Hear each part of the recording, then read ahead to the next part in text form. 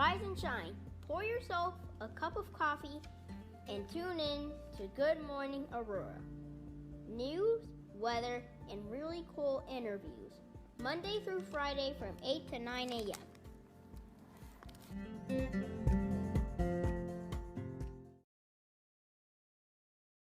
Good morning, Aurora. Good morning, Aurora. Good morning, Aurora. The time is now 5:34 a.m. and you are listening to Good Morning Aurora, the second largest city's first daily news podcast.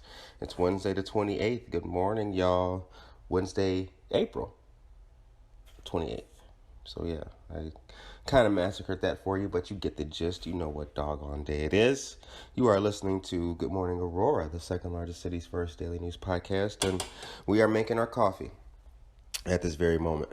Hey, don't forget that today is Noticias Frescas. That's where we do the news in Spanish. Buenos dias, Aurora, with our dear friend and colleague Noelia Ruiz of the Wabanzi Valley SBDC, the Small Business Development Center. We give you the news in English and Spanish so that you can take part and that our listeners who are not fluent in English can take part as well. Pardon me as I fill up my coffee pot with water.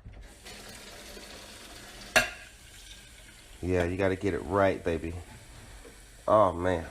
It's homemade coffee today, y'all. It is homemade. No doubt later on today, we'll probably do TW for the blended white mocha or our usual. But for right now, as early as it is, TW is not open. All right. Today is Neighbor Vax Aurora. Don't forget, starting at 9:30 a.m. and going until 5 p.m. at East Aurora High School, 500 Tomcat Lane.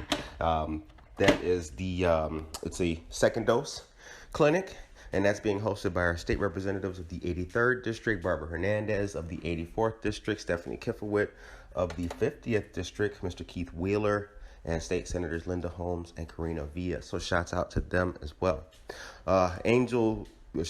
Aurora Central Catholic has the fundraiser going on, Silver Lining. We've posted that information for you guys. Make sure that you register, take part in that. Shouts out to Aurora Central Catholic. Don't forget that we did a great interview yesterday with Nicole Astra of Moxie Vox. She's a voice actress. The interview was great, and it's live on all of our platforms. Oh, and also, I would be remiss. Don't forget that First Fridays, May 7th, the Alive Teen Center, 78 South LaSalle Street. They'll be doing Hot Wheels Super Racing over there. Shouts out to the Alive Teen Center, Addie Rubio, Casey Chitwood, friends of ours. And last thing, yesterday we talked about Mother's Day. You can get your mom something great for Mother's Day this year called a staycation. Yes, that's right. Many area hotels, some of the best in Chicago as well, are doing some great gift packages, including spas, massages, and discounts on food. So be sure to check out our Facebook page. We've linked that article on there as well. Shout out to all the small businesses out there. Cottonseed Creative Exchange, Anna's Custom Treats, Tendaji Body Oils, all of you guys. And tomorrow we got another great interview with a very talented artist. So stick around and see who that is. Thanks for tuning in, and shouts out to all of our fans, subscribers, and listeners. We appreciate you guys very, very much. And that is the news. Good morning, sir. Good morning. How you doing? I'm all right. Good to see you again. Thank you very much. I appreciate the time. For our listeners and those watching, let us know who you are, first of all, and where you're from. Michael Rayford, from Aurora. And it's kind of funny that we are where we are at ACTV. That's right. The actual studio. This was my stomping ground for a very, very long time. And I could say that I got my, I talk about my TV career to people quite a bit. And this is where I got my beginning of being a producer and getting involved in television. And, the last interview we did, we talked about the Oprah show and all that kind of stuff in my career. Right. This is where it began. So I do appreciate you allowing me to come back and talk about the journey now of, April is Financial Literacy Month. That's right. A national campaign, a national movement every year. And it's about really teaching people about money and how money works. And when you understand the concepts of how money works, and mind you, when I was introduced to this, because this stuff is not taught in schools like it should be. Right. But learning how money works, once you understand the concepts, you can then start to build on your your personal situation, your household situation, your family situation, and start sharing the information with your friends and family and help people out, because that's really what it's all about. Yeah. One of the things too that's been key is building generational wealth and wealth building for people who traditionally have not been able to do that. So financial literacy is, and has been key in that. Knowledge is power. Knowledge is power. And see, that's the statement you have applied knowledge is powerful. Yes. Yeah, because I can give you all this information from these books. Right. But again, if you don't apply it, if you don't take action, it really means nothing. And I can't remember who said it, but they said if you want to keep something a secret, you put it in a book, because we don't read enough. But I think once you start reading not only these books, but since being introduced to this financial literacy campaign, I've read Rich Dad Poor Dad, The Richest Man in Babylon, Think and Grow Rich, The Millionaire Next Door. Just diving into books and the subject matter has just changed the way I think, and I look at things a lot different. Right. Being a new father, my son turned 4 yesterday. Congratulations. Happy birthday. So happy belated birthday again, Miles. But just even thinking about now, what are some of the things that I could be doing for him right now today? Right. That's going to help. We're talking about building generational wealth. What are some things that I could do for him today that's going to help him in the next 10, 15, 20 years, even when he decides to retire? Right. Like those things, not to say I'll be able to fund his whole entire retirement, but I can make his life a lot better than the generation before me did. Right. And only because they didn't know.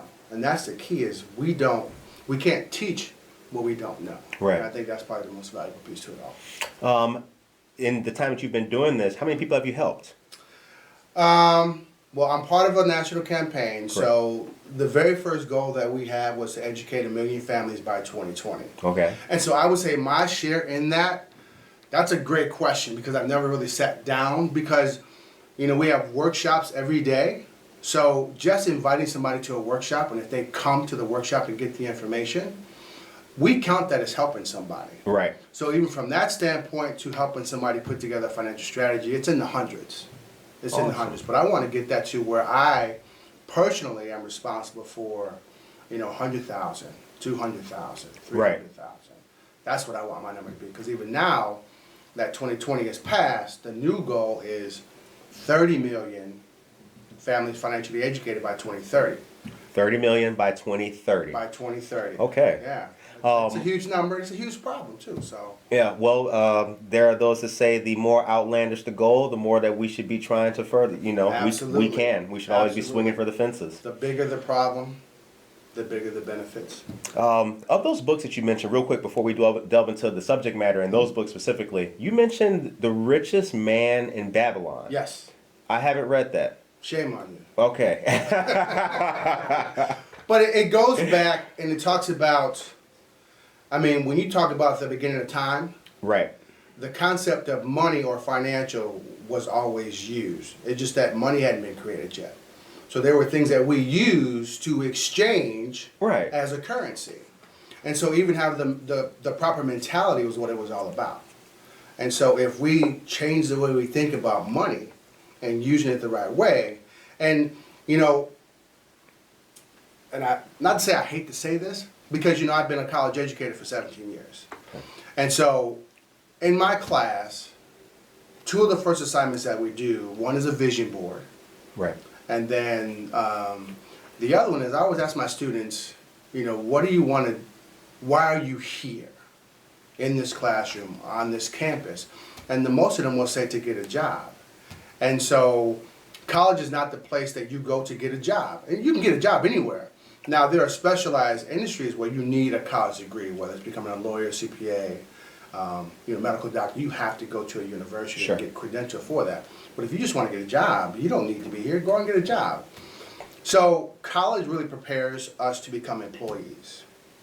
And so if we can get out of that mindset of becoming an employee and working for 40 years and depending upon the government for Social Security, depending upon your company to provide a pension for you, if we can get out of that mind frame, like we call it the three-legged stool. So you've got your pension, you've got Social Security, and then you got personal savings. Right. Well, we know that the Social Security system has some challenges. Right. Right? To be very nice about it. Exactly. And pensions were great during the industrial age, Yes. but they're too expensive for a company to continue funding for their employees. So the majority of companies have stopped pensions. 401ks are still around, but a lot of companies are now starting to not match where it was Right. great to go to college, get a degree, get a job, find a good company with benefits, and then get into the 401k program. Well, a lot of companies now are not matching anymore. Whereas we have the 401k for you, but you are responsible to fund your own retirement. You mentioned that, you said that colleges prepare people to be employees. Yes. That made me think about it. I think about all the companies that I worked for. Everybody had a college degree and then they want to get the job there. And it seemed like it's a mentality, right? You work 25, 30 years here, you get your gold watch, that's it. Has that mentality been, in hindsight, negative and perpetuating all of this for a long time? Was it wrong for people to think that for all this time? Has that been part of the problem, that stagnant thought? Well, not to say it was wrong, but times change. Like if you think about it, I mean, why do you go to college and get a degree and get educated? Because you want security of some sort. Right. And so that's the thing, and our parents have told us, because they know what they went through, I want you to have security. Right. I want you to be able to provide stability for your family financially. And how do you do that? You get a good paying job, you put in your time, and then at the end, that company and the government will take care of you. But it's a system. So if we know how the system works, we also know that there's some personal responsibility for ourselves. Sure. Where we have to, it's great if you get those two. But what am I going to do for myself just in case those two don't work out in my favor? Of the three-legged stool. Correct. Interesting. Yeah. Okay. Very interesting. You've been doing this for 17 years? Now, I've been teaching at Wabanti for 17. Okay, excuse me. Teaching I've for been 17 involved years. in the campaign since 2014. How's that been In what perspective? in a personal perspective for you? It's made me, I would like to think that it's made me a much better person, depending upon who you ask. Because Sure. before it was, I go to work, the weekends I watch sports, I hang out with my friends. Right. And that's what I would do. And I think that's what most people do. When they get some free time, they do those things that they love to do when it comes to relaxing. Where now I think more about, okay, I still need to continue learning as much as I want to learn, but now who can I help? How can I help myself? Right. I learn things all the time. It's like, man, okay, so now if I can squeeze my budget, take these extra dollars, and put it towards this because it's going to help myself and my family. Right. It's going to help my son. Well, man, I just learned this, and I know my friend, he's working here, but I also know that they don't have a pension anymore. How can I help him? But then also, those who want to become entrepreneurs or campaigners. We just had a couple elections. Yeah. People help with campaigns all the time. They just have to find something that they believe in, and then they fight every day for that cause. This is one of those causes. Interesting. Yeah. It's a national campaign. It's a national campaign. Now, the works that you brought with you, those books, Yeah. can we talk about those? Absolutely. All right. So the first one, How Money Works. You want to do this one first? Which This one were you I would- going to do first? This one came first. Let's do that one first then. So this one is, it's called Saving Your Future. And so when I was first introduced to the campaign, because at first, when I was introduced to this industry, the book didn't exist. Because if you think about the financial industry, it's old. And then when you thought about like a financial advisor, a financial professional, you had a particular way that they looked, act, dressed, and the type of lifestyle that they lived. Well, what we're trying to do is change that and create a new industry where education comes first. And so we teach people how money works. We teach people basic concepts. And once you understand this type of information, then you can take action. And I think a lot of people are intimidated by the industry because, I mean, who likes math? We make money We spend money, but do we really know how to save money, invest money, and have money work for us? So that's really what this book is about. But if you read the book, it's 86 pages, and I'm a person, I don't really like to read per se, so it may not be the necessary book for you unless you really you'll sit down and read it and be disciplined. Right. How money works, this book is illustrated, and you can just look at the difference in it. It's illustrated, it has characters in it, has a lot of graphics in it. The characters, there are 8 characters in it, and they're all at different places in their life.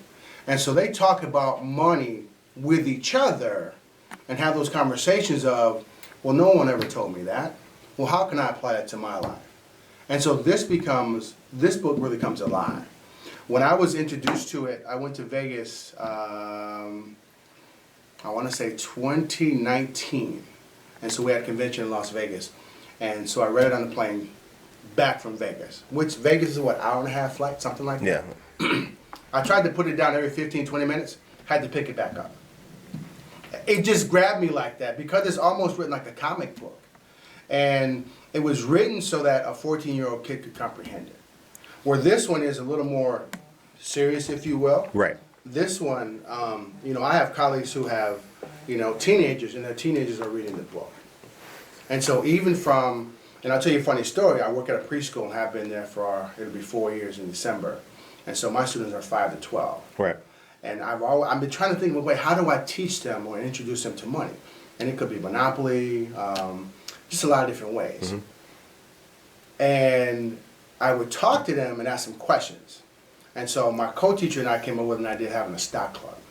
A stock club? A stock club. So we started a stock club. That's pretty smart. We started a stock club. We made a list of, just like the S&P 500, we came up with like the top 30 companies in the country. They all pick the company, they represent the company, we pay them allowance every week. They can save their money, they can spend their money, so we buy little trinkets for the classroom, mm-hmm. snacks and whatever.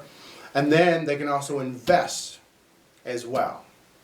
And so we downloaded an app, we track these companies every week, and now they're having conversations with their parents about how much money I get paid a week, how much I saved this week. Right. I bought stock in this company. So the conversation can go anywhere you want it to go if you have the right tools to do so. And that's what this is about. When was April declared Financial Literacy Month? Oh, that I don't know. This was probably, because it was started, because I want to say by the Federal Reserve Bank, but I'm not sure. Okay. But it's been around for a long time. I mean, we've been promoting Financial Literacy Month, minimum since 2014. Okay. But I know it's been around longer than that. And so it was kind of like the country's way, if you will, because there is what's called Money Smart Week, which was created by the Chicago Federal Reserve Bank. And so that was actually last week. And we used to, during that week, our financial center in Oak Brook, we do special events every day, 7 days a week for that particular Money Smart Week. But because of the pandemic, being sheltered in, sure. They really toned it down where they did about 8 events themselves. When we get back to where we can walk and talk and just be free, if you will, right? We'll get, and so hopefully next year we'll be back to where we were. But it's a week where organizations, schools, libraries, nonprofits open up their doors and they let professionals come in and teach about money. So it could be, very cool. Purchasing a home, it could be repairing your credit, it could be about retirement, it could be about Social Security. And so that's just that 1 week where information is just given away.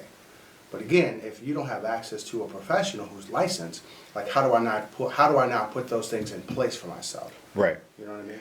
Now, something that's key, and I know that you care about and had a recent workshop on, mm-hmm. is student debt. Student loan debt. Absolutely. Student loan debt. Yeah. Talk about what you do and consistently do, and the organization does in regards to student loan debt. So under our umbrella, we have a nonprofit called the Heartland Institute of Financial Education.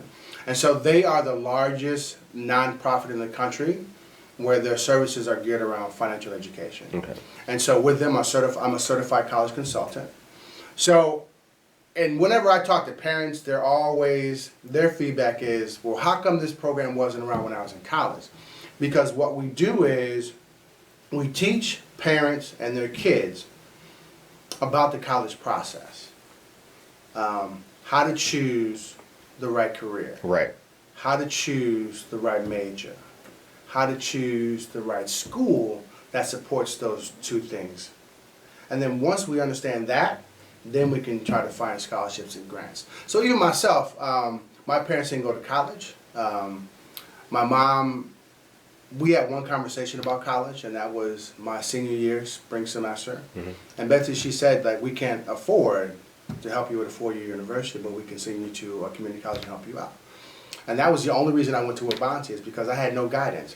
Now, again, I don't remember a conversation with my guidance counselor. I don't know, I don't remember. So for whatever reason, it didn't stick with me. Right. And so I transferred twice to two different schools. I changed my major twice.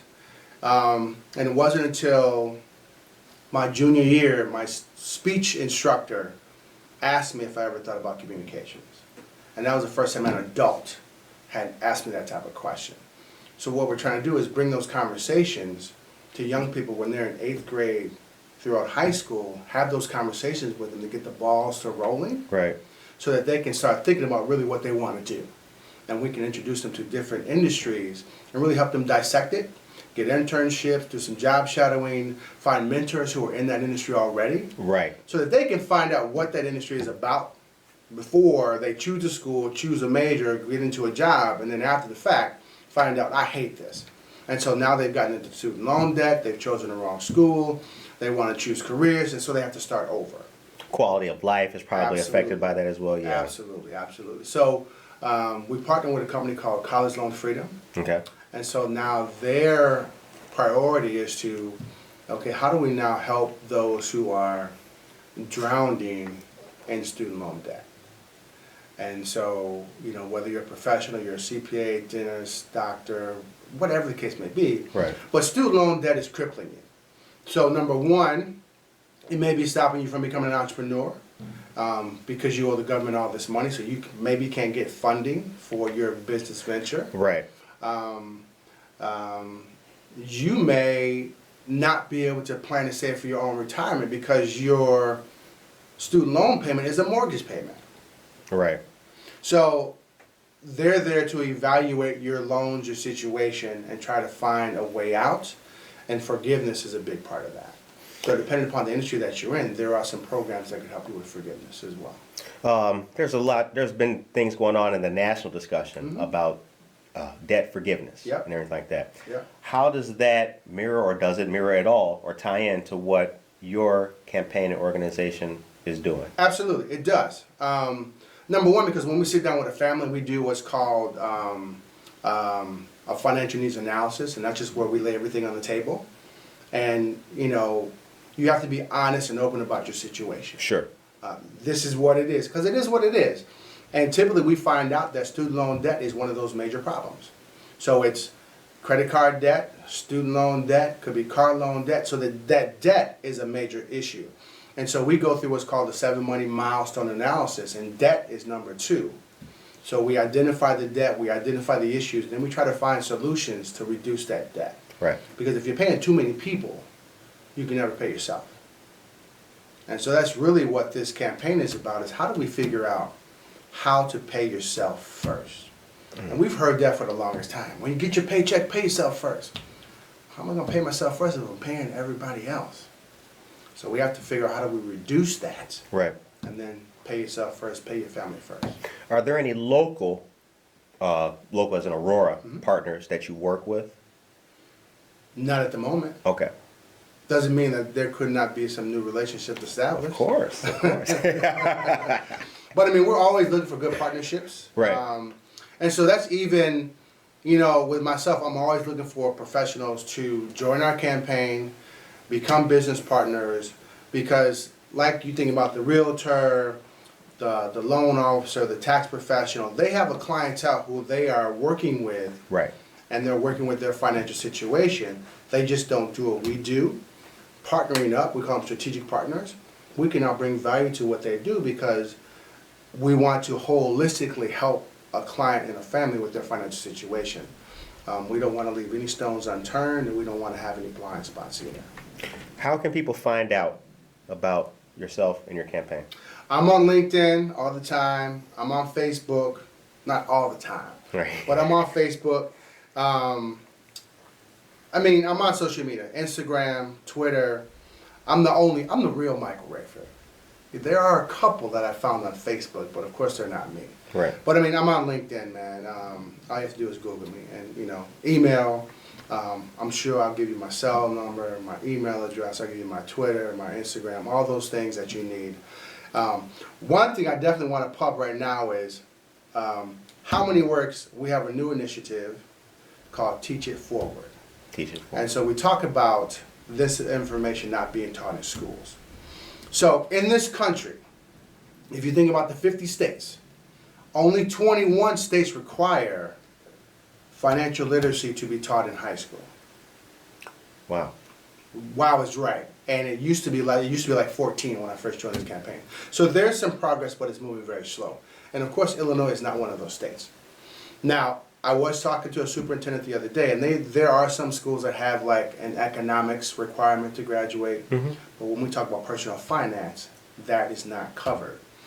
Teach It Forward is an initiative where we, campaigners like myself, are reaching out to principals, superintendents of high schools and even elementary schools, where we are donating these books to their library so that they have access. So if there are any principals, superintendents in this local area, I'm a Black Hawk, I don't mind the other side of the river, you know what I mean? Yeah. But I have books to give away for their library, so at least they have the tools to start introducing this information to their students. And the goal is to educate 10,000 students financially.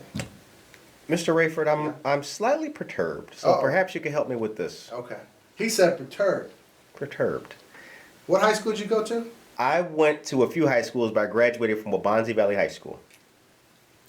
I'm perturbed. How could it be in a country that you could have a wealth gap, Yep. but there had not been financial literacy of any strong, important taught in high schools? Right. How could that be? How could there not have been that knowledge, and then we have this issue now? Well, let me ask you this question, and so this is stuff that I'm learning as well, right? From the books I'm reading as well. Right. And by any means, I'm not a tax professional. I'm not a CPA, so I'm not an expert in taxes. But just think about this: when we talk about taxes, who pays the most taxes in this country? Typically, if you think about the demographics, who pays the most taxes? Caucasian Americans? No, not by gender or by race. Oh, okay, excuse me. But if we think about the group of people themselves, the community. Business owners? No. No? Well, because they get tax breaks because they employ people typically. You're right. The middle to low income individuals. Middle America. Right. Those who Families, are individuals. paycheck to paycheck. Right. Who are, and when we think about middle America, for the most part, I'm middle America, my parents are about 3 paychecks away from. Disaster. Yeah, exactly. And that's the demographic, which is about 80% of our population, that pays the most in taxes. Okay. Those are the individuals who, for the most part, went to college, got a degree, and are working. High consumers sometimes. Sure. You know what I mean? Keeping up with the Joneses, those type of things. We pay the most taxes because we don't own a business. A lot of times we're not investing, so we're not getting those tax breaks. So if personal financial literacy was taught at a very young age, how do you think that demographic of people would shrink? Will we have more entrepreneurs? Will we have more business owners? Yeah. So there'd be less people who will be dependent upon the government system and the pension system. So we go back to the three-legged stool. We'd have more people who are independently, financially wealthy and stable, where they wouldn't need the system as much as they do right now. Right. Or they wouldn't need the employer the way they do right now. They could have potentially been employers themselves. Absolutely. Wow. Yep. Man, when you put it in that perspective, now I'm thinking about, I think in my own life about Well, my dad, my dad was an iron worker, and it says he told me, "You have more jobs than a Jamaican." I've only had one job my whole life. My dad was an iron worker. Yeah.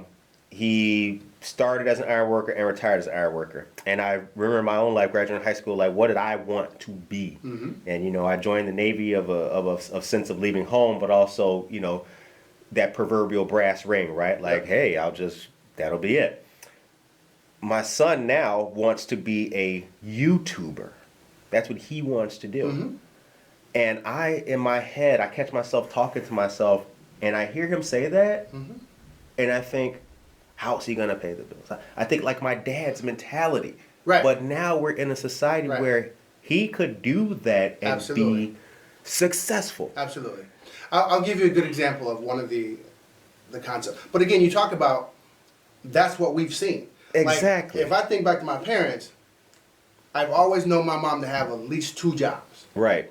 So I've never been afraid to work. I've always had a job, unless there were some extenuating circumstances. Never afraid to work. I will work. Right. I don't care what it is. If I got bills to pay, I'm going to work. That's that mentality of trading time for dollars. You know what I mean? That's a security thing. But if we can get away from trading time for dollars, because if you trade time for dollars, there's only 24 hours in a day. So you're capped. You could work every minute of the day. You're only going to make X amount of dollars. Now, the average wage in this country is about $24, $25 an hour. Right. You're capped. But if you learn to have your money work for you, money doesn't sleep. Money doesn't call off. But you have to learn what's in these books. This is the starting point. And I forgot because I got so into that, but you were talking about your son. Yeah. But it's been times are changing. Like this is I was going to talk about the $1 Million Baby. So this is a concept where imagine if, like my son is 4, and we have a couple family friends where the wife is pregnant and expecting in a couple months. Mm-hmm. Imagine if you could put aside X amount of dollars today and put it in an account and let it sit for 67 years. So that unborn child now has a retirement fund that's set up so they don't have to be concerned about retirement. Right. Because of what their parents or grandparents did for them. So now throughout life, that young person can do what your son's talking about. Right. I'm not worried about, security is already set up for me. Now I can experiment, I can follow my passion, I can follow my heart, I can do things that make me feel good. If I want to give back to people, I can do that. I don't have the pressure of, I have to go to school, I have to get a job because I need that paycheck. Yeah, that's the thing about financial literacy and everything that you're doing that really sticks out to me, that I hope that anyone listening to this and watching this understands. Like, it's the quality of life. Yep. You don't want to be chasing it, for heaven's sakes. Absolutely. I mean, just speaking on myself as a narrator here, like, I thought I had the job of jobs. I'm on the train, an hour into the city. Mm-hmm. I'm there, I gotta be an hour and 30 minutes early because that's the only train, and then the next one's gonna make me late. Yep. And I'm 8 to 5 behind this desk. Yep. Then it's an hour home. Yep. And the metro tickets are $217 a month. Been there. What am I doing? Yep. Been there. Not financially. Well, my money is not working for Right. me as it should. I am Right. chasing it. Right. The proverbial it, whatever that may be. Mm-hmm. It's not a good way to live. Yeah, and if you think about it, when we were kids, 8, 9, 10, 11, 12, I had a paper route. I sold lemonade. Didn't sell Girl Scout cookies, but sold Boy Scout. All those things that would help you develop those entrepreneurial skills. Right. But then at some point, what were we told? You gotta get a job. Right. You're old enough now, get a job. You turn 16, gotta get a job. Forget the skills that you have been developing, talking to people, Yep. cold calling, Yep. cold introducing. Learn how to sell. Right. No, go bag groceries. But we get brainwashed and we get taught, and then we start to build those bad habits. Right. And it's okay if that's what you want, because some people belong in the E quadrant where they are satisfied and happy with being an employee. Sure. At the same time, though, you still need to learn how to become self-employed on some point. Like now we're in the gig economy. At some point, you want to try to become some type of business owner so that you can take advantage of tax breaks. But also, what if you could come up with a business that could help other people, help their families, and then eventually become an investor of some sort? Right. So whether it's just the stock market, real estate, whatever you want it to be, but we shouldn't just stay in that employee mind frame where we're just consistently trading time for dollars, because then you're just spinning and spinning and spinning and spinning and spinning. You recently did the Heartland Institute initiative. That was the most recent thing that the campaign did. College Loan Freedom thing? Right, exactly. What's next? Well, I do the college coaching webinars twice a month. Okay. So my next one will be in a couple of weeks, and I'll definitely let you know when that's going to be. Certainly. But usually do in the middle of the month and then at the end of the month. And so what we did last week was our workshop for the end of the month. Okay. But then especially now with, May is here, the graduation coming, we've got, kids graduate from high school who at this point don't know where they're going to college next semester. They know they're going somewhere, they just don't know where. Right. Now, if they're given the proper guidance, they would know that stuff in January, February. And then they're just waiting for their acceptance packages, their award packages. They would know how much money they're getting, grants and scholarships, hopefully no loans. And then, so then you can enjoy your summer. Right. Enjoy graduating high school, enjoy your summer. Or go to summer school and just take up classes and start working ahead. So instead of graduating in 4 years, why not 3.5? Right. Get in and get out and start making some money in the field that you want to be in. Anything we forgot? I don't think so. I mean, we've got a couple things coming up. They're not till June. So we do 2 conventions per year. Okay. So last year, this time, when the pandemic happened, we canceled our first convention of the year. But with some afterthought, the leadership was like, no, we have to do something, but let's do it virtual. And so what we did was, every registered attendee of the convention, our leadership donated $2 for each individual. And so we raised more than $800,000, and those funds were donated to several different food banks and whatnot around the country.